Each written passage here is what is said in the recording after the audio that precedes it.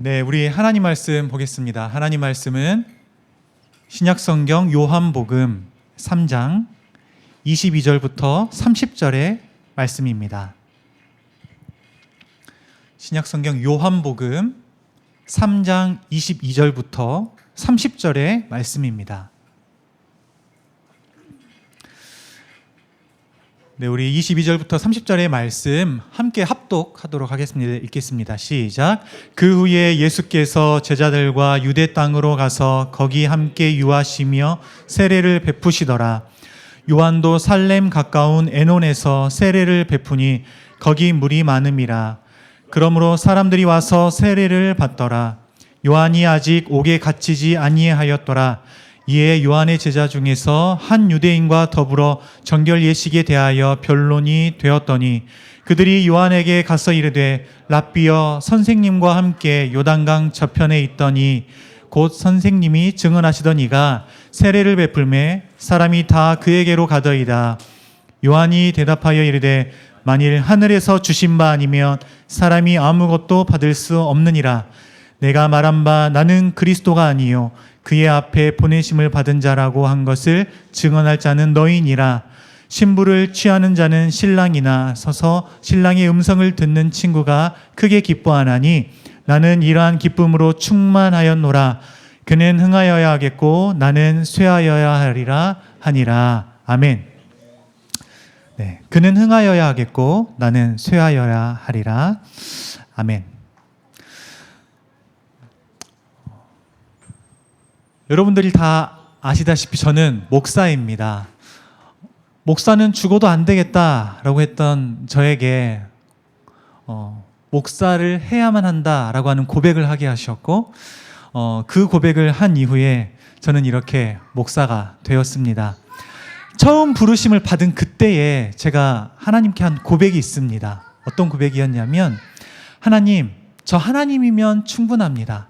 다른 거 아무것도 필요 없고 하나님 한 분만이면 충분합니다. 목숨까지도 제가 하나님 바칩니다. 주님을 위해서라면 저 무엇이든지 하겠습니다. 이게 저의 처음 고백이었습니다. 저의 고백이 참 단순했던 것 같아요. 참 단순했었고 조금 멋이 없는 것 같다라는 생각을 좀 해봅니다. 그런데 성경을 읽다 보니까 빌립보서 1장에 저의 고백을 너무나 멋진 표현으로 하고 있는 것을 제가 보았습니다. 어떤 말씀이냐면 이런 말씀이에요. 살든지 죽든지 내 몸에서 그리스도가 존귀하게 되게 하려 하나니 이는 내게 사는 것이 그리스도니 죽는 것도 유익함이라. 이 고백이 저의 고백이었더라고요. 좀 멋이 없는 저의 표현이었지만 이 고백은 저의 고백을 조금 멋있게 이렇게 조금 더 장엄하게 이렇게 한 표현 같아 보였습니다. 이 말씀은, 이 빌립보서의 이 말씀은 사실 저와 같은 목사뿐만이 아니라 그리스도를 믿는 사람이라고 한다면 이와 같은 고백을 누구나 할 겁니다. 누구든 나를 통하여 그리스도가 높아지기를 원할 것이고 우리를 통해서 하나님만 영광 받으시기를 원하는 것이 신자로서 하나님 앞에서 하는 고백일 겁니다. 오늘 본문도 세례 요한이 이와 같은 고백을 하는 것을 볼 수 있습니다. 그는 흥하여야 하겠고 나는 쇠하여야 하리라. 너무 멋있는 고백들이 있습니다. 오늘 본문의 이 세례 요한의 고백도 너무나 멋있어요. 우리가 이 세례 요한의 고백이 나의 고백이면 좋겠다라고 할 것이고 우리는 이 말씀에 아멘입니다 라고 고백합니다. 그런데 문제가 뭐냐면 이러한 고백이 참 단순하고 너무나 멋있는 것 같지만 이 고백이 실제로 그렇게 내가 살아가기에는 너무나 어려운 게 그게 문제인 것 같단 말이에요. 왜냐하면 오늘 이 고백이 정말로 실제로 그렇게 된다면 조금 섭섭할 것 같기 때문이에요. 저의 고백도 이 빌립보서에 나온 이 고백도 그리고 오늘 본문에서 세례 요한이 한 이 고백도 그리스도만 높아지면 된다는 것이 공통된 고백이에요. 그런데 정말로 그러면 여러분 괜찮을까요? 주님이 흥하면 주님을 높이며 사는 우리도 좀 흥하면 좋겠잖아요. 주님이 흥하면 나도 같이 좀 흥하면 좋을 것 같잖아요. 만일에 우리를 통하여 주님이 높아지고 만약에 우리를 통해서 주님이 영광 받으신다면 그것으로 끝나지 않고 하나님께서, 주님께서 우리를 좀 생각해 주시면 좋을 텐데, 그래서 좀 나도 좀 흥하면 좋을 텐데, 그럼에도 불구하고 나는 계속 쇠하여야만 한다면, 그렇다면 하나님께, 주님께 좀 섭섭하지 않겠습니까? 나를 위해 열심인 사람을 돌아보는 것은 인지상정입니다. 그러면 반대로 우리가 누군가를 위한다면 그 사람도 우리를 위하는 것이 인지상정일 텐데, 그렇지 않다면 섭섭할 거란 말입니다. 오늘 요한이 충분히 그런 마음을 가질 수 있었을 텐데, 요한은 오히려 그는 흥하여야 하겠고 나는 쇠하여야 하리라 라는 고백을 하고 있는 것을 볼 수가 있습니다. 여러분, 세례 요한이 어떤 인물입니까? 성경이 세례 요한에 대해서 말하기를 세례 요한은 주님의 오실 길을 준비한 자다 이렇게 말하고 있습니다. 요한복음 1장에서 세례 요한이 이렇게 말해요. 나는 선지자 이사야의 말과 같이 주의 길을 곧게 하라고 광야에서 외치는 자의 소리로라 하니라. 이게 세례 요한의 말입니다. 그러니까 세례 요한은 예수님의 오실 길을 준비한 자입니다. 그리고 세례 요한이 무슨 일을 했냐면, 무슨 사역을 했냐면 복음을 전하는 일과 세례를 베푸는 일을 했어요. 그리고 당시에 이 세례 요한의 영향력은 엄청났습니다. 예수님을 기다리던, 메시아를 기다리던 많은 그 당시의 유대인들이 메시아를 기다리고 있는데, 이 세례 요한의 행적이, 세례 요한의 이 사역이 너무나 메시아를 기다렸던 그 메시아와 뭔가 그 이미지가 비슷했기 때문에 이 당시의 유대인들은 이 요한에 대해서 관심도가 매우 높았어요. 유대인들에게는 그가 관심거리였고, 그리고 그 영향력이 엄청났습니다. 마태복음 3장에 보면 세례 요한이 요단강에서 세례를 베풀었는데, 그때 예루살렘과 온 유다와 요단강 사방에서 다 그에게 나와서 세례를 받았다 이렇게 말을 합니다. 여기에서 예루살렘과 온 유대와 요단강 사방은 그 당시에 그 세례 요한이 세례를 베풀던 그 주위에서 모든 사람들이 다 와서 세례를 받았다는 거예요. 그러니까 이 세례 요한의 영향력이 엄청났다는 것을 알 수 있습니다. 심지어는 당시의 종교 지도자들, 바리새인들과 사두개인들도 세례 요한에게 와서 세례를 받았다. 그들까지도 세례를 받았대요. 그러니까 이 세례 요한이 얼마나 대단했는지 알 수 있죠. 그리고 얼마 후에 이 세례 요한께 누가 왔냐면 예수님께서 오셨어요. 메시아, 그리스도, 예수 그리스도께서 세례 요한에게 와서 세례를 받았단 말입니다. 이런 배경 이후에 오늘 본문이 이제 계속 이어지는 겁니다. 오늘 본문에서 예수님이 제자들과 유대 땅으로 가서 유하시면서, 거기 거하시면서 세례를 베푸셨다 이렇게 기록하고 있습니다. 그런데 예수님의 사역 전부터 요한은 복음을 전하고 세례를 주고 있었잖아요. 그래서 예수님의 그 사역, 예수님께서 세례를 베푸시던 그 사역과 세례 요한이 세례를 베푸는 그 사역이 겹치게 된 거예요. 동시대에 함께 일어났던 일이 되는 겁니다. 오늘 본문에서 세례 요한이 아직 옥에 갇히지 않았던 때다 이렇게 기록하고 있어요. 그러니까 세례 요한은 하나님께서 세례 요한 가운데 베푸신 그 사명을 지금도 감당하고 있었습니다. 세례를 베푸는 거예요. 복음을 전한 거예요. 특별히 많은 물이 있는 그 살렘 가까운 곳에 에논이라는 곳에서 세례를 베풀었다 이렇게 말합니다. 그렇게 세례를 베푼과 동시에 똑같이 예수님도 세례를 베푸셨다 성경은 기록합니다. 제가 좀 전에 뭐라고 했냐면 세례 요한의 영향력이 엄청났다 이렇게 말했어요. 많은 사람들이, 그 주변의 모든 사람들이 당시의 지도자들이었던 바리새인들과 사두개인들까지도 세례 요한에게 가서 세례를 받았다 이렇게 말했습니다. 그런데 예수님께서 세례를 베풀기 시작하자 이제 모든 사람들이 예수님께로 갔다 이렇게 말하는 거예요. 25절에 보면 요한의 제자들이 요한에게 가서 말합니다. 랍비여, 선생님과 함께 요단강 저편에 있더니 곧 선생님이 증언하시던 이가 세례를 베풀매 사람이 다 그에게로 가더이다. 이전에는 모든 사람들이 세례 요한에게 갔다라고 기록하고 있던 그 말이 이제는 뒤바뀌어 버립니다. 다 예수님께 갔다 이렇게 말하고 있는 거예요. 그러니까 그냥 쉽게 말하면 인기몰이가 나에게로부터 이제 예수님께로 완전히 가버린 거예요. 여러분, 요한이 어땠을까요? 요한의 마음이 어땠을까요? 요한의 입장에서 생각해 보면 뭔가 예수님께 좀 질투도 날 것 같고, 나에게 왔던 사람들이 이제 예수님께 가니까 좀 섭섭한 마음이 있지 않겠습니까? 한번 생각해 보세요. 어떤 공동체든지 많은 사람들이 함께 모이는 그 공동체를 이루면서 살아간단 말입니다. 그 공동체에서 나는 좀 인기가 좀 있었던 사람이었고 사람들이 나를 많이 좋아했어요. 그런데 어떤 새로운 사람이 왔어요. 그런데 이제 나보다 그 사람을 더 좋아하는 거예요. 우리가 흔히 듣는 말, 이 교회에서 흔히 듣는 말이 있어요. 지현 목사님이 늘 그래요. 우리 시우가 나를 참 좋아했는데 강은 형제가 오니까 이제 시우가 나보다 강은 형제를 좀 더 좋아하는 것 같아. 이제 재규 형제가 오니까 뭔가 시우가 나보다 나는 좀 이렇게 좀 소홀히 하는 것 같아. 많이 듣죠? 네. 그게 한 명이면 그럴 법한데, 정말 많은 사람들이 나를 좋아하고 나에게로 왔다가 이제는 나는 뭔가 소외된 것 같고 다 그에게로 간다. 섭섭할 거란 말입니다.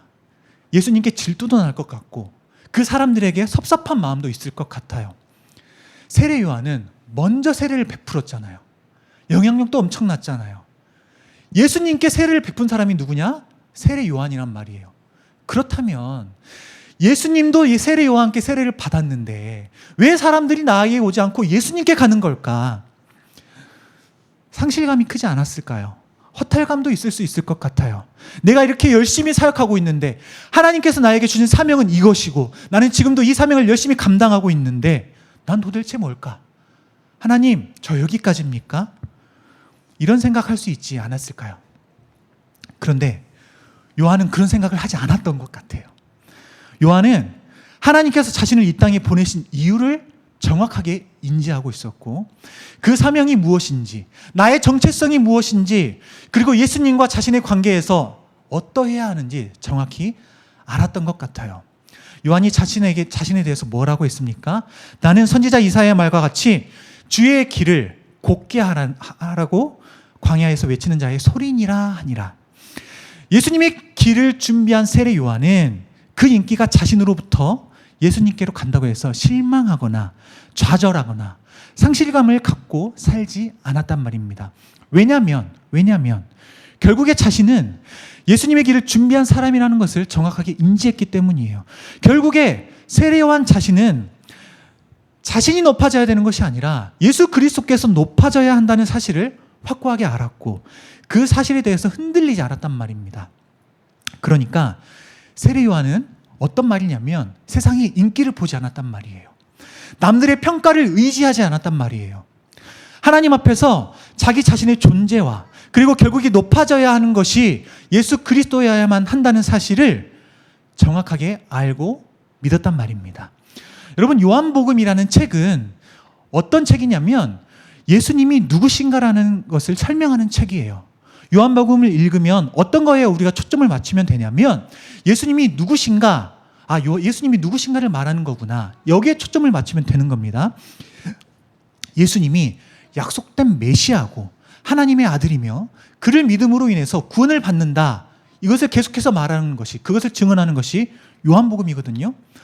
요한은 당대에 순간적으로 엄청난 빛을 비추는 반짝이는 별과 같았지만 예수님이라는 별이 확 떠오르자 이제 요한이라는 별은 점점 빛을 잃어가게 되는 겁니다. 왜냐하면 요한복음의 기록 목적 자체가 예수 그리스도가 누구이신지를 명확하게 밝히 비추는 것에 초점을 뒀기 때문에 그런 거예요. 요한은 자신에 대해서 그리스도가 아니다라고 계속해서 고백했고 예수께서 진정한 메시아다, 그리스도다라는 사실을 알았고, 그렇기 때문에 30절 그는 흥하여야 하겠고 나는 쇠하여야 하리라 라는 고백을 하고 있는 겁니다. 여러분, 여기에서 그가 흥하여야 한다라는 말은 예수님이 높아져야 한다는 말이에요. NIV 성경으로 보면 어떻게 되어 있냐면 He must become greater 이렇게 되어 있어요. He must 우리가 영어 알잖아요. 반드시 그래야 한다는 거예요. 반드시 그가 높아져야 한다는 거예요. 그리고 내가 쇠하여져야만 한다라고 하는 이것도 또한 마찬가지. I must become less라고 되어 있어요. I must. 나는 반드시 쇠하여야만, 나는 반드시 낮아져야만 합니다. 반드시 그래야 한다는 거예요. 무슨 뜻이냐? 이게 무슨 뜻일까? 나는 인기를 무조건 잃어버린 사람으로 살아가야 한다. 나는 반드시 잘못되어야 한다. 이런 뜻일까요? 여기서 쇠하다라는 이 그리스어 원어를 살펴보면 엘라토라는 단어예요. 엘라토라는 단어인데 신약성경에 총 3번 등장하거든요. 오늘 본문에 1번, 히브리서에 2번 등장합니다. 히브리서에서 예수님의 성육신과 고난을 표현할 때 이 단어가 쓰여요. 예수님의 성육신, 고난, 이것을 말할 때에 엘라토라는 단어를 사용해요. 그러니까 예수님의 낮아지심을 표현하면서 이 단어가 사용되는 겁니다. 예수님의 낮아지심. 오늘 본문에서 세례 요한과 관련하여서도 이 단어가 사용되는 거예요. 낮아지는 겁니다. 예수님께서 낮아지는 것과 같이 세례 요한도 낮아지는 겁니다. 예수님의 모습을 닮은 거죠. 그리고 이와 같이 자신도 쇠하여야 한다고 고백함으로 어떤 결과를 가져오냐면 그리스도가 높아지는 결과를 가져오게 되는 거예요. 그러니까 예수님께서 흥하여야 한다라는 말은 어떤 의미냐면 예수님께서 높아져야 됩니다라는 고백인 것이고, 반대로 세례 요한 자신은 낮아져야 됩니다라는 이 고백 또한 어떤 의미냐면 예수님께서 높아져야 됩니다라는 의미인 거예요. 중복적인 의미인 겁니다. 여러분, 이것이 우리 삶의 모습이어야 한단 말이에요. 그런데 이게 참 어렵다는 게 문제란 말입니다. 예수 그리스도께서 흥하여 간다면 예수 그리스도를 높인 우리도 좀 흥하면 좋겠단 말입니다. 예수님이 흥하여 간다면 우리 인생도 좀 흥하길 바라요. 제가 예수님의 흥함을 위해서 좀 손해 보겠습니다. 제가 예수님의 흥함을 위해서 내가 고난을 받더라도 괜찮습니다. 좀 견뎌보겠습니다. 제가 죽어도 사랑할 수 없는 사람이 있는데 예수님의 이름을 높이기 위해서, 그를 사랑해서 예수님의 이름이 높아지기만 한다면 주님, 제가 사랑해 보겠습니다. 힘들더라도 해보겠습니다. 이렇게 고백하면서 사는데 우리의 인생이 여전히 똑같다면, 여전히 우리의 인생이 암흑 속을 걷는 것 같다면, 그러면 주님께 얼마나 섭섭한지 몰라요. 주님이 우리를 돌보시지 않은 것 같고, 주님이 우리에게 관심을 두시지 않는 것 같고, 변하지 않는 내 상황, 내 환경은 여전히 우리를 괴롭히는데, 그렇다고 한다면 섭섭할 뿐만이 아니라 주님이 나를 버린 것 같은 생각까지도 든단 말입니다. 그런데 어떻게 요한은 이런 고백을 할 수 있었을까요? 그는 반드시 흥하여야 하겠고 나는 쇠하여야 하리라. 어떻게 이 말을 할 수 있단 말입니까? 이 말을 바꿔 말하면 주님만 흥하면 괜찮습니다라는 말인데, 주님만 흥하면 괜찮습니다. Everything is okay. 모든 게 괜찮아요. 주님만 흥하면 괜찮습니다. 어떻게 그럴 수 있을까? 여러분, 29절 말씀입니다. 신부를 취하는 자는 신랑이나, 신부를 취하는 자는 신랑이나, 이해되시죠? 신부를 취하는 자가 누구냐면 신랑인 거예요. 서서 음성을 듣는 친구가 크게 기뻐하나니 나는 이러한 기쁨으로 충만하였노라. 이 말씀을 이해하려면 그 배경을 좀 알면 좋은데, 유대인의 결혼 풍습을 우리가 좀 이해하면 좋을 것 같아요. 오늘 본문뿐만이 아니라 성경에 이 결혼 예화가 많이 등장을 하잖아요. 유대인의 결혼 풍습은 이렇습니다. 신랑은 신부를 얻기 위해서 그 신부의 집으로 찾아갑니다. 그리고 이 신부의 아버지와 대화를 나눠요. 지참금을 얼마를 할 것인가, 이 협의를 하고요. 그 지참금을 이 신부의 아버지께 드립니다. 그러면 이제 결혼의 계약이 성립되는 거예요. 그때부터 시작입니다. 그리고 나서 신랑은 이제 다시 그 아버지의 집으로 돌아와요. 그리고 1년 동안 신부에게 가지 않고 대략 1년인데 그 1년 동안 뭐 하냐면 이 신부를 맞이할 집을 준비를 합니다. 이 결혼을 준비를 하는 거예요. 그리고 이 신부 또한 1년 동안 그 결혼을 할 그것들을 준비를 하고 있습니다. 그리고 신랑을 기다리는 거예요. 그러면 신랑은 이제 이 신부의 집을 언젠가 찾아가겠죠. 근데 찾아갈 때가 언제냐면 밤중이에요. 밤중에 이 신랑의 친구들과 함께 신부의 집을 찾아갑니다. 그런데 신부의 집을 찾아갈 때에 큰 소리로 외치는 거예요. 신랑이 온다, 이렇게 큰 소리로 외치는, 횃불을 들고 찾아가는 겁니다. 그러면 온 동네 방네에 이제 소문이 나면서 소식이 점점 들려지고 신부의 집까지 그 소식이 들려지는 겁니다. 그러면 이제 이 신부의 친구들이 나가서 그 신랑을 맞이하는 거예요. 아, 신랑이 오는구나. 그렇게 신랑과 신부가 만나요. 만난 이후에 신부를 데리고 오는데 이때 신부의 얼굴을 가립니다. 그리고 신부를 데리고 이제 그 준비된 곳으로 신랑이 데리고 와요. 그러면 연애가 베풀어지는 그곳에는 이미 많은 결혼 하객들이 와서 기다리고 있습니다. 그 연회장에서 신랑과 신부를 맞이할 준비를 하고 있는 거예요. 그러면 신랑이 신부를 데리고 와서 이제 도착하면 바로 신부 방이라는 곳으로 들어가요. 둘이. 그리고 나서 신랑의 친구들은 밖에서 기다리고 있습니다. 기다리다가 신랑과 신부가 이제 처음으로 그곳에서 육체적으로 한 몸이 되는 거예요. 그리고 그 이후에 신랑은 밖에서 기다리고 있는 그 신랑의 친구들에게 이제 우리가 한 몸이 되었다, 결혼이 완성되었음을 알려주는 거예요. 그러면 이 소식을 듣고 그 신랑의 친구들이 기뻐하는 겁니다. 그리고 나서 그 연회장에서 연회가 베풀어지고 7일 동안 연회가 베풀어진 이후에 7일이 지나면 7일 동안은 신부가 그 신부 방에서 계속 머무르고 있어요. 나오지 않나요? 그리고 7일 이후에 신부가 나와서 얼굴을 이제 보이면서 이제부터 우리가 결혼 생활을 시작합니다. 공포하고 그렇게 결혼 생활을 시작하는 거예요. 자, 이게 유대인의 결혼 풍습입니다. 오늘 본문에 보면 요한이 말을 합니다. 신부가 나오고 신랑이 나오고 친구가 나와요. 여기서 신랑은 누구냐면 예수님이에요. 신부는 누구냐면 예수님께로 가는 사람들이에요. 세례를 받으러 많은 사람들이 갔다라고 할 때 그 사람들이 신부인 겁니다. 그리고 친구가 누구냐면 요한인 거예요. 그러니까 친구인 세례 요한은 그 많은 사람들, 신부가 신랑 대신 예수님께 가는 것으로 기뻐했다라는 말이에요. 주인공이 누굽니까? 주인공은 세례 요한이 아니에요. 세례 요한은 친구인 거예요. 주인공이 누구냐면 예수님인 거예요. 신랑 대신 예수님이 주인공이란 말입니다. 신부, 즉 예수님께 세례를 받으러 가는 사람들이 예수님께 가도 요한이 괜찮은 것은 예수님께서 신랑 되시기 때문이에요. 내가 신랑이 아니다. 예수 그리스도께서 신랑 되신다. 그가 누구냐? 그는 구원자, 그리스도 되신다. 그렇기 때문에 나에게 오지 않고 그리스도께로 많은 사람들이 가도 괜찮다, 이렇게 말하는 거예요. 내가 그리스도가 아니다. 요한은 자신이 그리스도가 아니며 결국 사람들이 신랑 대신 그리스도께로 나가야 된다라고 하는 이 사실 때문에 나는 쇠해도 괜찮다, 이렇게 말하는 겁니다. 아니, 쇠해도 괜찮다라기보다 반드시 나는 쇠해야 한다, 이렇게 고백하고 있는 것이고, 주님만 흥하면 모든 것이 괜찮습니다 라고 고백하고 있단 말입니다. 요한에게 있어서 무엇이 기쁨이었냐면 이 사실이 기쁨이었어요. 모든 이들이 구원자 예수 그리스도께로 나아가는 것, 그것이 결국 본인의 사역의 목적이었단 말입니다. 여러분, 그렇잖아요. 요한으로 통하여 구원을 얻을 수 있는 것이 아니라 예수 그리스도를 통하여 구원을 얻을 수 있는 거잖아요. 마가복음 1장 8절에서 요한이 이렇게 말해요. 나는 너희에게 물로 세례를 베풀었거니와 그는 너희에게 물과 성령으로 세례를 베푸시리라. 이 요한의 말입니다. 그리고 오늘 본문 전에 예수님께서 니고데모와 대화를 하세요. 근데 거기에 뭐라고 말씀하시냐면 예수님이 이렇게 말씀하세요. 물과 성령으로 나지 아니하면 하나님 나라에 들어갈 수 없느니라, 이렇게 말씀하십니다.